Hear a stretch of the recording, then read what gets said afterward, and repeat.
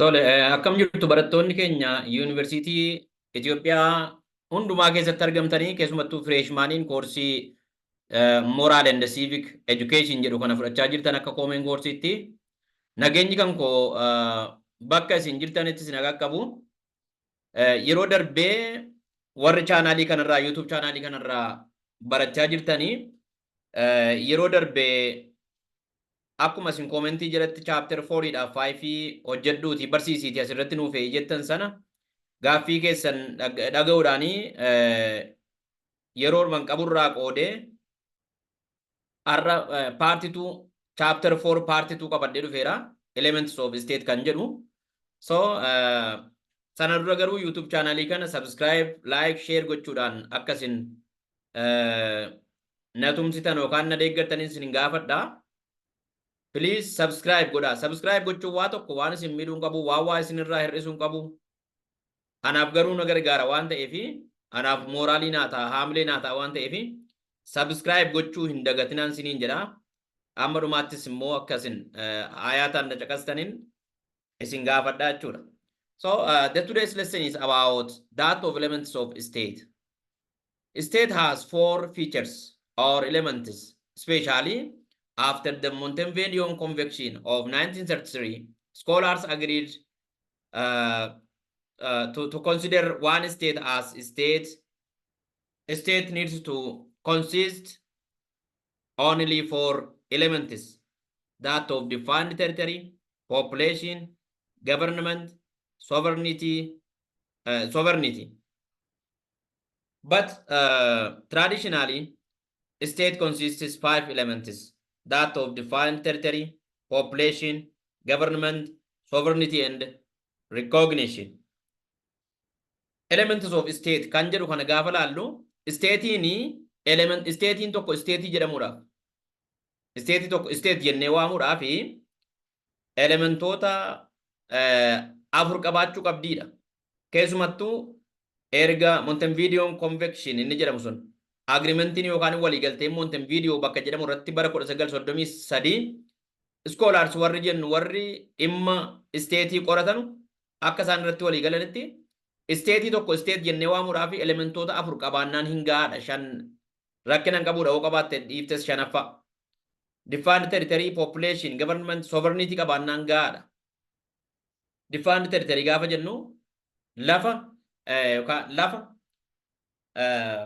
bishaanii fi air space yookaan immoo air space kana samii kana yookaan immoo waan samii irra jiru kana qilleensa kana kan of keessatti hammateedha jechuudha. So traditionally duraan bara 1933 dura Montevideo Convention inni tun gaggeeffamin dura elementiin state 5 ture: defined territory, population, government, sovereignty, and recognition ture. But bara 1933 scholars warri jennu warri dhimma state qoratan statein tokko recognition qabaattee dhiiftee rakkinan qabu, defined territory, population, government dhaaf sovereignty mataasee qabaannaan gaadha jedhanii murteessanii jechuudha. So state has 4 features or elements. The first one is defined territory, and defined territory includes land, water, and air space. The size of state is not be fixed. That means in the world there are large states like China and Russia that consists large size of territory, and small states that have small size of territory like Fiji and Mauritius. State ini defined territory qaba gaafa jennu defined territory kun land lafa, water bishaanii fi air space dha jechuudha. Saayiziin state kan murtaa'e miti yookaan immoo hangana jedhamee kan himamu miti. Maaliif fakkeenyaaf large states warra jedhaman jiru kanneen akka China, Russia addunyaa kanarra jirachuudha. Lafa bal'aa kan qaban jechuudha.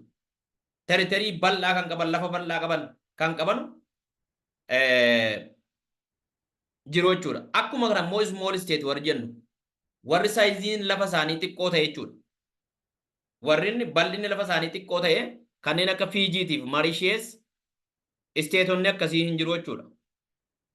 The second one is population.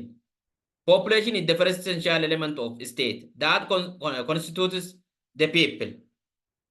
Population gaafa jennu ummata yookaan hawaasa jechuu keenya. Ummata jechuudha. Ummanni elementoota isteetii keessaatii isa jalqabaa barbaachisaadha jechuudha. First essential. Maaliif? Ummanni yoo jiraatedha. Elementoonni isteetii warri kaan kan jiraatan. Ummanni yoo jiraate mootummaa hundeeffata. Mootummaan immoo sovereignty yookaan birmadummaa biyyaa mirkaneessa. Defined territory akka inni eegamu godha yookaan lafti isteetii sana akka inni eegamu godha jechuudha. Kanaaf ummanni murteessaadha jechuudha. The first essential element jedhamee beekama. Elementii isa jalqabaa isa barbaachisaa jedhamee beekama jechuudha. It is known by being the first essential element. There is no exact number of population of state, or it is impossible to know the exact number of population of the state or population that live in a state. State tokko keessa exact number yookaan lakkoofsi ummata hangas jedhamee murtaa'ee beekamu hin jiru. Maaliif fakkeenyaaf amma Itoophiyaa keessa fakkeenyaaf ummata miiliyoona 120 jira yeroo jennu tilmaama malee suni 25 ta'uu danda'a 115 ta'uu danda'a. Miiliyoona 125 ta'uu danda'a miiliyoona 5 or miiliyoona 115 ta'uu danda'a. Estimation jechuudha. Yookaan immoo tilmaama sun malee exact number of population beekuun hin danda'amu. Maaliif ummata nuyi lakkoofnee ummati biyyi kun ammana qabdi jennee murteessinu keessaati guyyuma tokkotti kan du'u jira kan haaraa dhalatu jira kanaafuu exactly har'a meeqatu du'e har'a meeqatu iyyuu dhalate akka isteetiitti jennee ummata hedduu waan ta'eef beekuu hin dandeenyu jechuudha. Isteetiinis bal'ina gatii qabuuf beekuu hin dandeenyu jechuudha. For example, China and India have more billion population. Fakkeenyaaf amma China fi Indiyaanii addunyaarra warra ummata hedduu qaban jedhamanii beekamu. They do have more billion population. While there are states like Vatican and San Marino, the states that have few thousand people. Akkuma China fi Indiyaan isteetota ummata hedduu qaban ta'anii Vaatikaanii fi San Marinoon immoo isteetii ta'anii isteetii lakkoofsa ummataan muraasa ta'e xiqqoo ta'e qabanidha jechuudha. The third one is government. Government is considered as the brain of state. Inni sadaffaanii mootummaadha. Mootummaan brain of state jedhamee beekama yookaan immoo akka sammuu biyya tokkootti ilaalama. Sammuu brain jedhamee beekama jechuudha. Because qaamni keenya kun hundumtuu kan inni ittiin socho'u sammuu keenyaanii jechuudha. Ajaja sammuu keenyaanii jechuudha. Kan gaggeessu sammuu keenya jechuudha. Qaama keenya, miilla keenya, harka keenya. Kanaaf isteetiin tokkos kan isheen ittiin gaggeeffamtu mootummaadha waan ta'eef in gaggeessa waan ta'eef gaayid godha waan ta'eef direct godha waan ta'eef government is considered as brain of state jenna jechuudha. Akka sammuu biyya tokkootti ilaallaa jechuudha.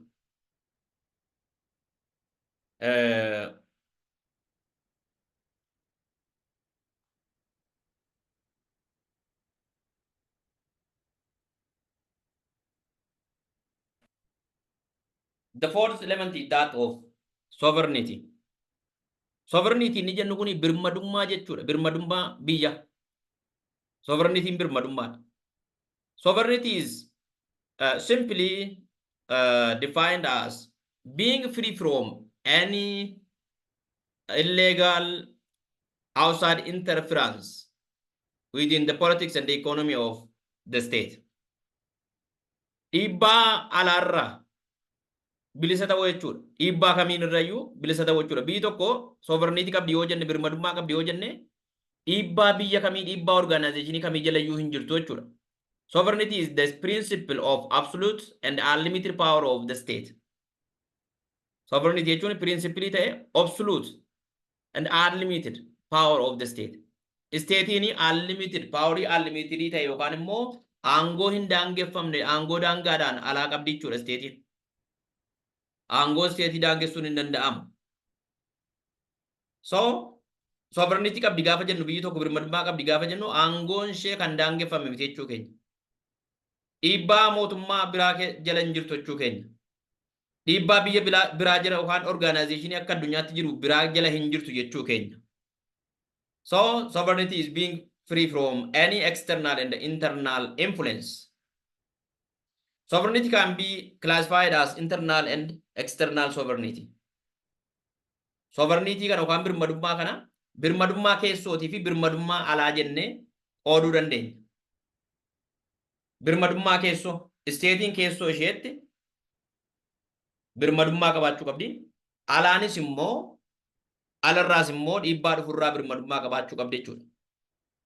And sovereignty is considered as the soul of state. Among the elements of state, sovereignty is considered as the soul of state. Soul inni jedhu kun lubbuu jechuudha. Nafs lubbuu jechuudha. Birmadummaan akka lubbuu biyya tokkootti ilaalama jechuudha.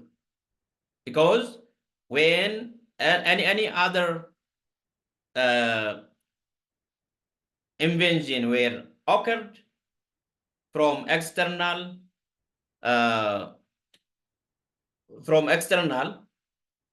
the state will firstly lose its own sovereignty.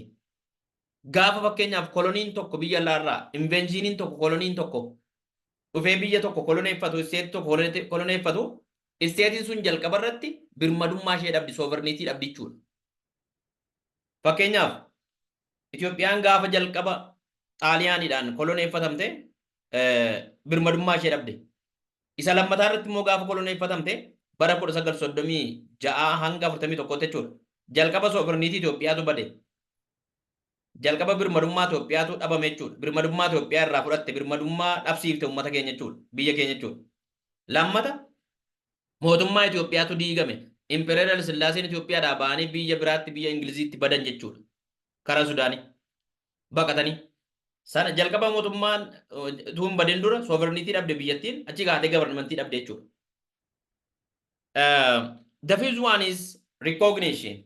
When you say recognition, it is having acceptance from the international community or by the international organizations like United Nations, World Bank, International Monetary Fund, World Trade Organization, and the other international organizations. Recognition gaafa jennu beekamtii yookaan fudhatamummaa qabaachuu jechuudha.